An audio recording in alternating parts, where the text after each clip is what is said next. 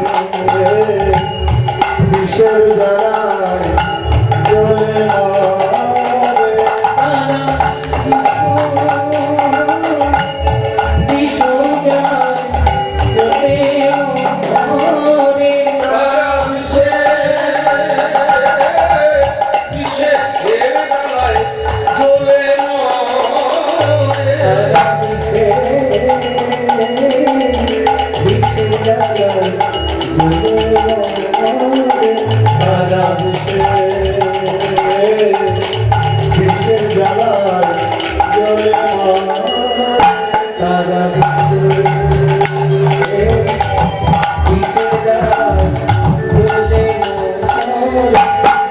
বিষ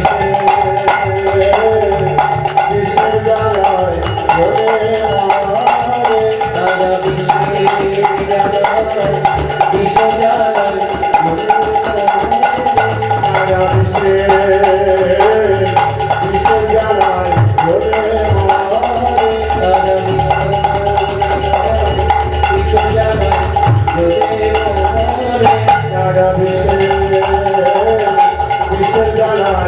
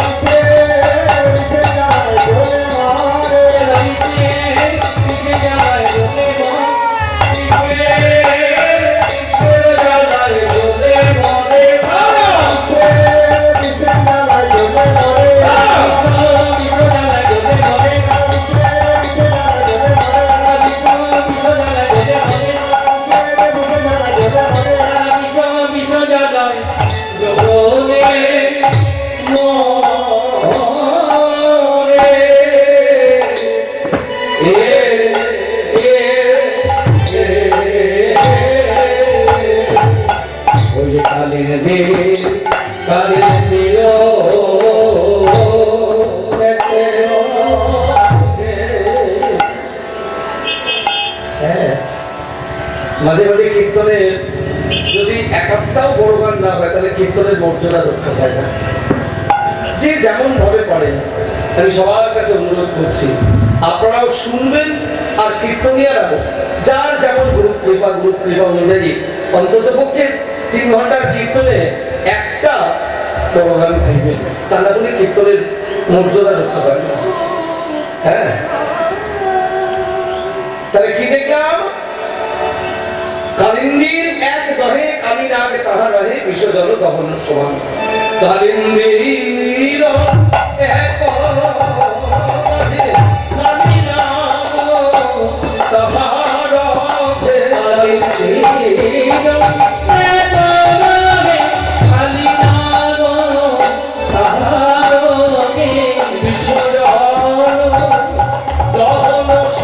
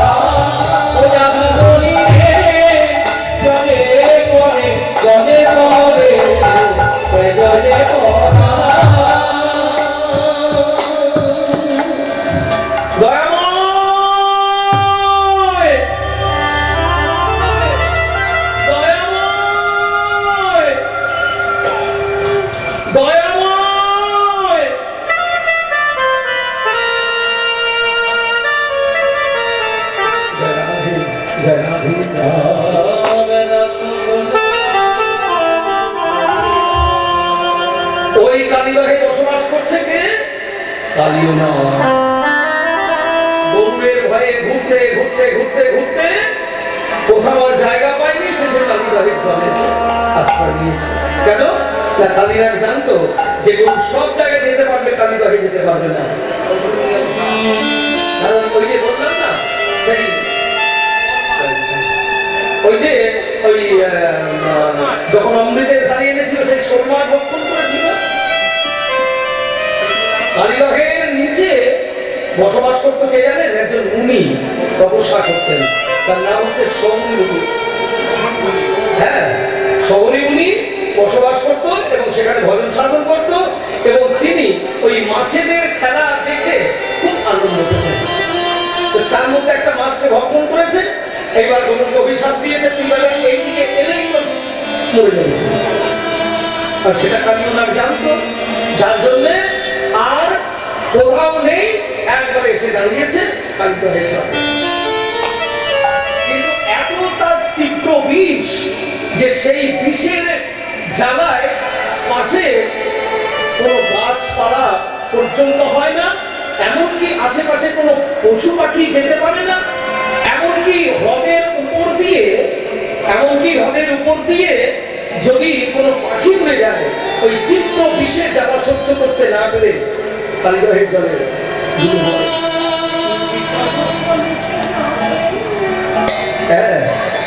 কালীবাহের জলে ডুবে পড়ে। এত তীব্র বিষ, ও যে বিষ চলিছে জলে, পানি যদি যায় তুলে জলে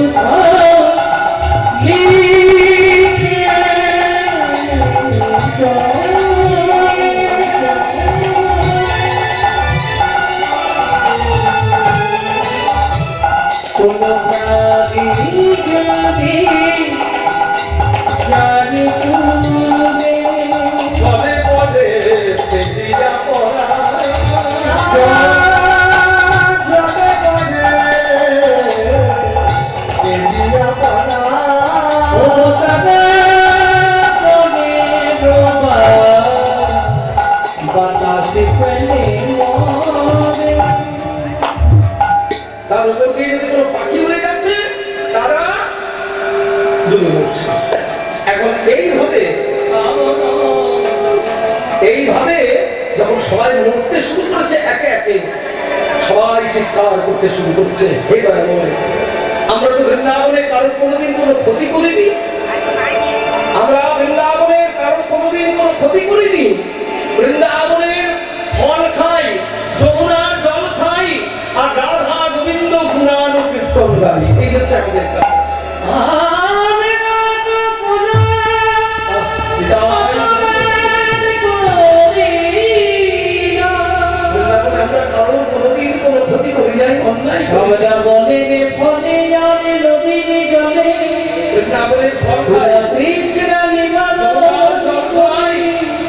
নিবারণ করি, ক্ষুধা নিবারণ তোমার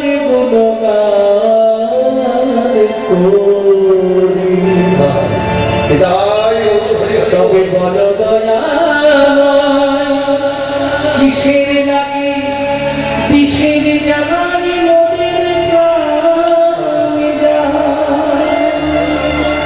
তাই যদি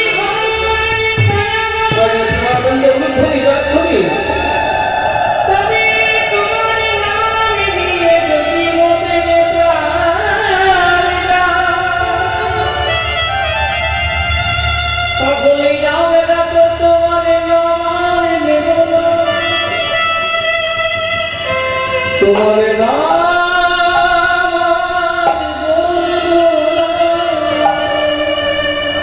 তোমার নামের জাগাতে দিবে যাবে। জয় গৌর হরি বল দয়া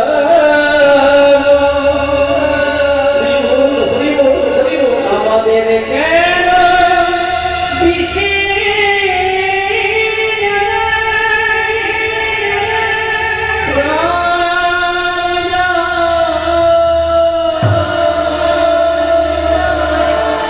পশু পাখি, শুধু পশু পাখি নয়, গাছপালাতে পর্যন্ত পুড়িয়ে ছাই করে দিয়েছে। সাগর জঙ্গম যত কুলে মরি আছে শত, বিষের জ্বালা সহিতে না পারে, এত তীব্র বিষের জ্বালা, হ্যাঁ এত তীব্র বিষের জ্বালা যে সহ্য করতে না পেরে সবাই একে একে প্রাণ ত্যাগ করেছে। এদিকে বৃন্দাবনের সখারা আছে, বৃন্দাবনের সখারা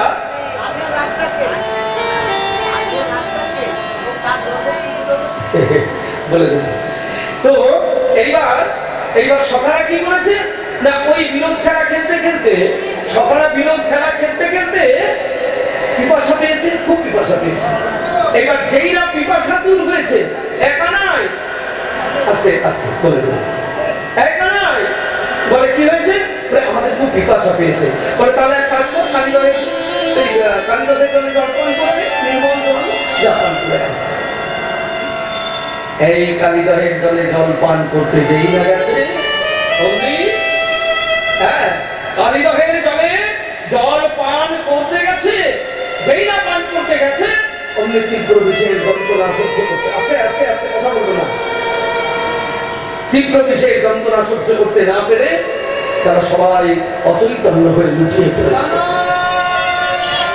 চিৎকার করেছে, কানাই কানাই কানাই। সকালের আত্মনাদ শ্রবণ করার পরে চমকে উঠলেন ভগবান, নিশ্চয়ই আমার কোনো বিপদে পড়েছে আমার সখা, নিশ্চয়ই আমার কোনো বিপদে পড়েছে, আমার কোনো বিপদে পড়েছে সখারা, যাই তো গিয়ে দেখে আসি। ছুটে গিয়ে দেখলেন কালীদহের তীরে একে একে অচৈতন্য হয়ে লুটিয়ে পড়ে রয়েছে শ্রীরাম শ্রীরাম রাম কৃষ্ণ। চিন্তা মনে চিন্তিত হলেন, স্থির চিত্তে চিন্তা করে দেখলেন এই কালীদহের জলে বাস করছে ভয়ঙ্কর বিষধর সর্প কালীয় নাগ, আর তার এত তীব্র বিষের জ্বালা যে সেই যন্ত্রণা সহ্য করতে না পেরে এরা অচৈতন্যদের মাটিতে লুটিয়ে পড়েছে। হ্যাঁ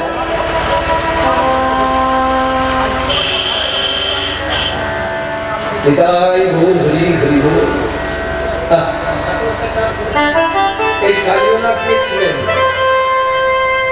কালিওনাগ ছিলেন রাজা চন্দ্রধ্বজ। কালিওনাগ ছিলেন কেন তিনি স্বর্গজনী প্রাপ্ত হলেন? রাজা চন্দ্রধ্বজ মৃগয়ায় গেলেন। রাজা চন্দ্রধ্বজ মৃগয়ায় গেলেন। এবার মৃগয়ায় গিয়ে আগেকার রাজারা সব হরিণ শিকার করতে যেত না, হরিণ শিকার করতে গিয়ে শিকার করতে করতে করতে করতে একটা গভীর জঙ্গলের মধ্যে প্রবেশ করছে। রাত্রি হয়ে গেছে, এবার থাকবে কোথায়?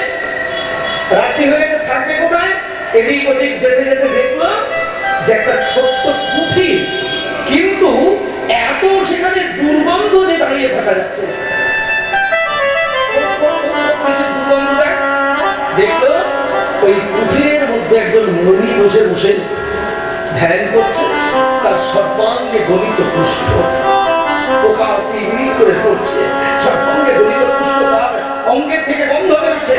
এই আমাদের তো রাত হয়ে গেছে, দে এখান থেকে আমরা সরিয়ে দে, একবার টেনে কোথাও ফেলে দিয়ে আয়, আর আমরা এখানে আজকে রাত্রিটা বাস করে তারপরে সকালে বিদায় হবো। এইবার যারা রাজ কর্মচারী ছিল, রাজার পার্ষদ ছিল, তারা কি করেছে? নাকে মুখে কাপড় বেঁধে, দুর্গন্ধে যাওয়া যাচ্ছে না তো, নাকে মুখে কাপড় বেঁধে একবারে ওই মুনির হাত ধরে চলো এখান থেকে, কেতন না, আমাকে এভাবে বিরক্ত করছো, আমি তো কাউকে বিরক্ত করি না, আমি জঙ্গলের মধ্যে একা বসে বসে তপস্যা করছি, আমি তো কারোর বিরক্তির কারণ নই, কিন্তু তোমরা কেন আমাকে? শোনো, আমাদের রাজার আদেশ, এখানে তোমার থাকা যাবে না, তোমার সারা শরীরে দুর্গন্ধ। কোন রাজা? রাজা চন্দ্রধ্বজ। তুমি রাজা, তাই তোমার এমনি বিচার। হ্যাঁ, কোন দুষ্ট মানুষ সে নিজের ঘরে বসবাস করতে পারবে না, কোন দুষ্ট রোগগ্রস্ত মানুষ সে ভগবানের নাম জপ তপস্যা করতে পারবে না। রাজা, একটা কথা শুনে রেখো, ভক্তমণ্ডলী মায়েরা, এগুলো আপনারাও জেনে রাখুন। কিছু মানুষের অভিশাপ লেগে যায়, যেমন একটা হচ্ছে অসুস্থ মানুষের অভিশাপ। কোন রোগগ্রস্ত মানুষ যদি কাউকে অভিশাপ দেয়, একবার অভিশাপ লাগবেই, কিছু করার নেই, একবার শাস্তি দিলাম। হ্যাঁ, কোন ক্ষুধার্ত মানুষ যদি অভিশাপ দেয়, অভিশাপ লাগবেই, জেনে রাখুন আপনারা সবাই। হ্যাঁ, শোনো, আমাকে তুমি অকারণে যে গৃহহীন করছো, আমি তোমার কোনো অন্যায় করিনি। এমন একটা দিন তোমার আসবে, এমন একটা দিন তোমার আসবে, তোমার অট্টালিকা থাকতেও তুমি সুখে গৃহে বসবাস করতে পারবে না। যাও।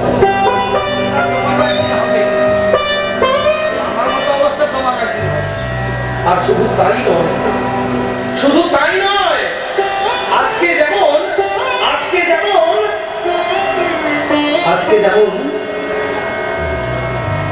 আমি কুষ্ঠ রোগগ্রস্ত হয়ে ভুগছি, তুমিও একদিন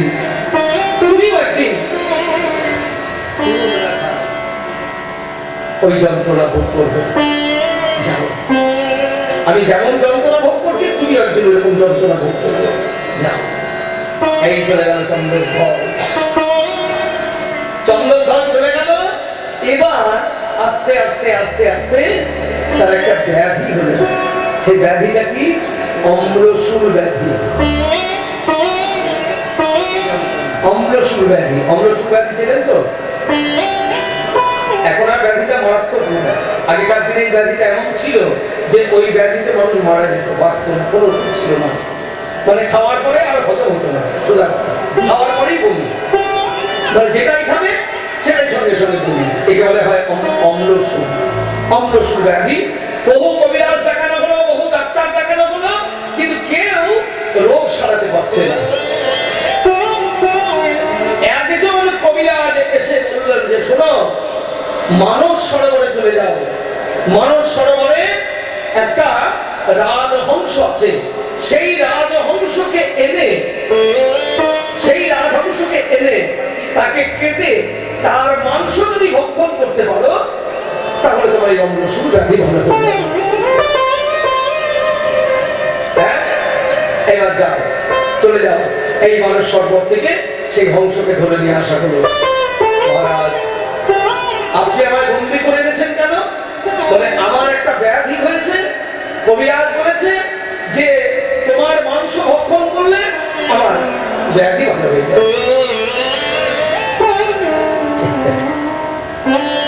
শুনুন আপনাকে একটা কথা বলি আপনার যে ব্যাধি হয়েছে সেটা আমার জন্যও নয় আপনার পরিবারের জন্যও নয় মনে পড়ে রাজা চন্দ্রধ্বজ হাস বলছে মনে পড়ে রাজা চন্দ্রধ্বজ তুমি মৃগয়ায়